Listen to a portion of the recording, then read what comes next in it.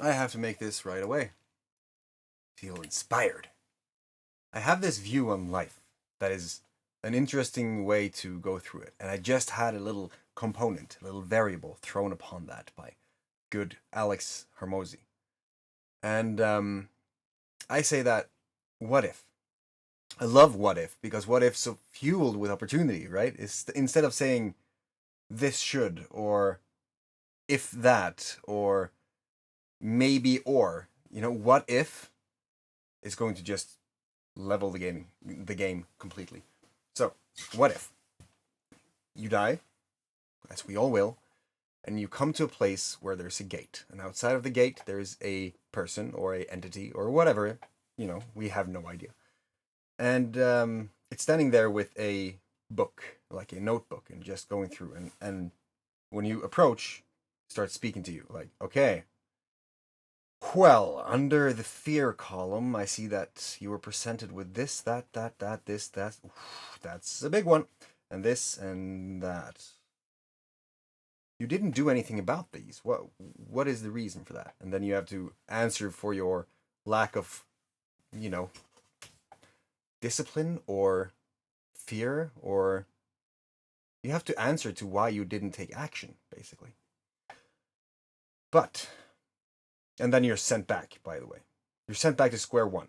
Let's say that you're getting reincarnated as a rock this time. And then you have to do it all again, this time as a rock. And then maybe you advance to level 2 after you have done it with the rock, because the rock's list is probably very limited. So it's like, oh, you've stayed in that place for a long time. Bonus points if you're carried away by a kid and then made into a shiny marble. Good on you. You're going to the next level. And then you become a snail or something. And then you just continue to do that until you reach this point. So there's a lot of commonalities here with reincarnation, right? But that's what makes it fun. So let's say that there is this journey to become a human. And you just reach it by going through life and taking action on those things. So let's say that you did go through life and you have an adventure all the time. And everything that you were faced with, you dealt with in some way or another. And you come up, and the entity just goes through the list and say, okay, interesting. Ooh, that's got to be fun. Ooh, I remember that. We talked about that in the coffee room. All right, so I can't really see anything that I can give you that would make this. There's nothing here for me to criticize.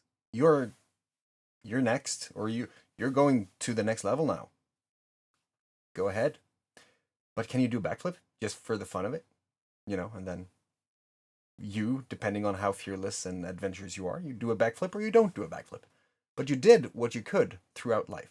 And you didn't shy away from a challenge, and you didn't say that, nah, I'm just not like this. This is how it's always going to be, and I pity myself, and I think that everyone else is at fault for my situation right now. You instead take accountability and challenge your beliefs and start to think critically and be open-minded towards everything, and just, if there's something that fears you or that scares you, you will go into that following the energy. Because I think there's very many different levels of energy. There's the fear, which, if explored, could result in huge new changes in life, just facing it. But then there's the anxiety of fear, I guess, where you have like, oh, all right, you have to feel it a little bit. But you always have the choice to actually do something about it.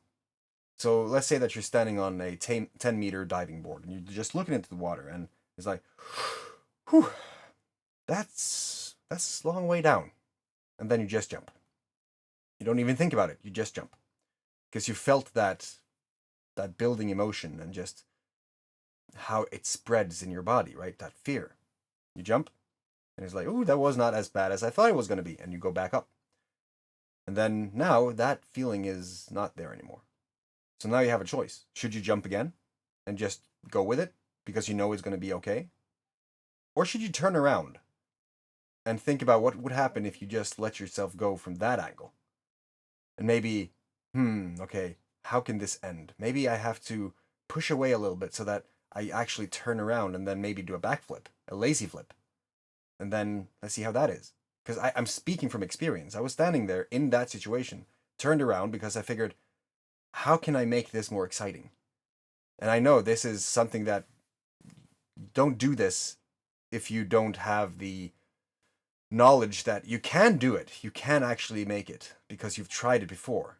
If you haven't, then work yourself up to a point where you actually feel like this is something I probably could do if I wasn't this scared shitless. So you turn around and you feel a little more of that heart palpitation, and you feel like you have to breathe a little more because now, heaviness of breath and just that a little anxiety for what could happen. It could probably hurt. What is the worst that could happen then? Okay, could I die? No, odds are against that. Okay, let's just do it and then just fall. When that happens, you go through that bubble. And when you land, it's not just going to be like, "Ooh, I did it." It's going to be more of a, "Fuck, yes, I crushed it." But, there's a rational limit to how far you should push yourself or push things that is outside of that comfort bubble within safety or relative safety, I guess. But see, if you do that and you go through life and you come to this place and they go through the list and you've done that throughout life, you go to the next level, then it makes life more enjoyable and more interesting to live. Instead of thinking that, oh, no, I'm just in this situation, I'm going to be in this situation until someone helps me out, for instance. But then Alex Hormozi gave me a very interesting idea. He's talked about death tax, 100% death tax. And that got me excited because if you go through life and everything is an adventure and you're doing it through the lens of love, then my thesis, I guess, is that you will do something that is going to benefit other people. You're going to help other people. And then you're going to look for ways to actually help them in the best way you can.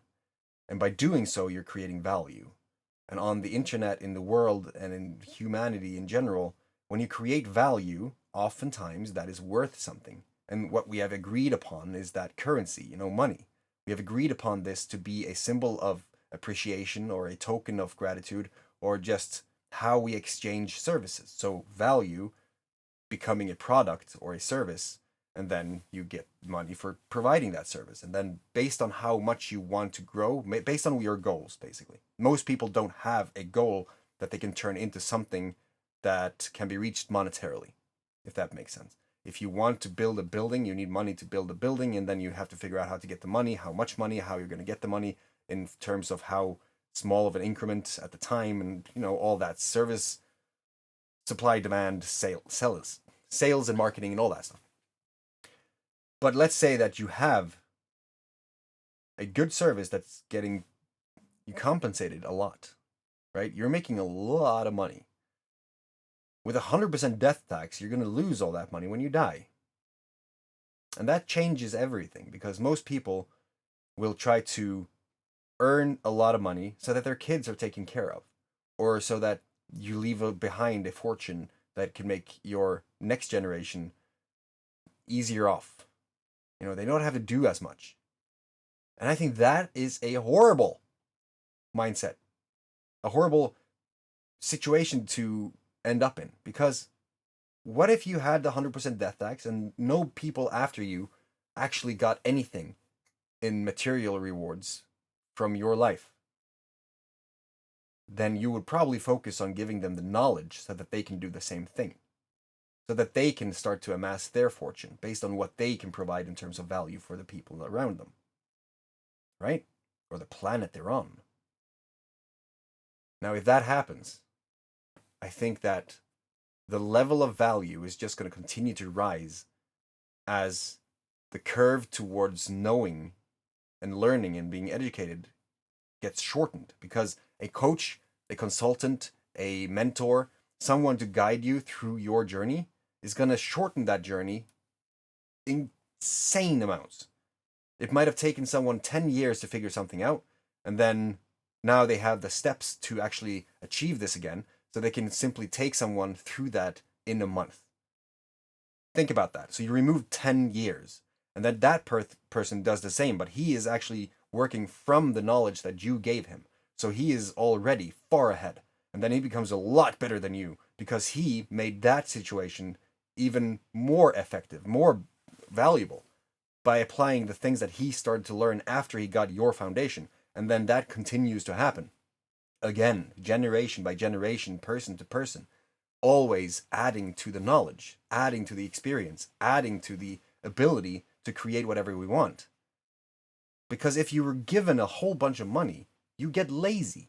You get into this comfort bubble that you don't want to escape. You're sitting on a fucking beach somewhere exotic, drinking some drink and talking about how much money you have, but you have no idea where you are at in life, where you came from, who you truly are. All these things that people tend to go into through trauma, pain, diversity, challenge, all these things that makes you see something, because life comes around and slaps you across the face. If you have no ability to be slapped across the face, I don't think you're going to get very far in life, because money is not everything. But if you were in the situation where you're actually creating something for yourself, going through the experiences, wisdom, challenges, failures, all that stuff from the person that came before you, then you have a much better chance of succeeding insanely in life, because you did it yourself and you're doing it to give. That is huge. I support 100% death tax. If I was ever a king of the planet, I would do that. That would change the game. I don't think there will be poverty anymore. Knowledge would be the new currency, and value and everything, equality, true equality. I mean, what would happen if you just remove all the money from the Rockefellers and these other huge, very important, rich 1% families on the planet? What would happen? They would have to change their game. Now, the generational wealth that people have been just born into and then taught how to manage that, to continue that regime of whatever it started as, that's not good. So remove that and you have a completely different game. Yeah, I'm still thinking about this. Thank you for listening. That was a fantastic thought experiment to have. And I hope that you start to think a little bit about this. Maybe it's seeded something. Maybe you have something that you're thinking about that you can take action on. Because having that as your compass in life, playing it as a game where you're going to lose everything just as a poker table, when you die, your chips is going to just get distributed to the other players around the table, right? And going through life as a game of adventure and fun and gratitude and love, it's exhilarating just to think about it. But that's how you remain on a high level. And just seeing opportunities and possibilities. Have a fantastic day. Take care of your frickin' family. And I'll see you in the next one. Love ya.